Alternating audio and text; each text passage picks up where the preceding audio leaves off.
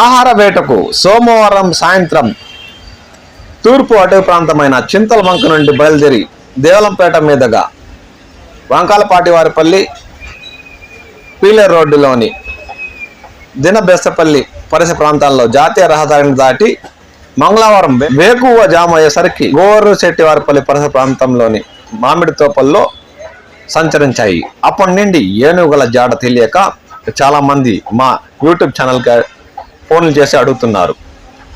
ఇప్పుడు అందిన సమాచారం, తూర్పు అటవీ ప్రాంతం నుండి బయలుదేరిన ఏనుగుల గుంపు ఇప్పుడు పశ్చిమ అటవీ ప్రాంతమైన చెల్లవారిపల్లి పరిసర ప్రాంతాల్లోని మామిడి తోపల్లో మంగళవారం సాయంత్రం 7 గంటల ప్రాంతంలో తిష్ట వేసి ఉన్నట్లు స్థానికుల పక్కా సమాచారం.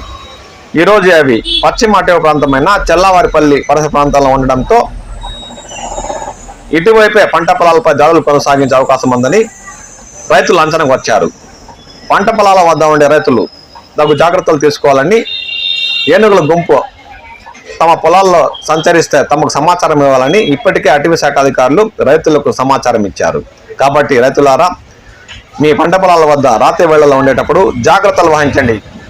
ఇప్పుడు అవి పశ్చిమ అటవీ ప్రాంతమైన చెల్లవారిపల్లి పరిసర ప్రాంతాలలో ఉన్నాయి. తస్మాత్ జాగ్రత్త.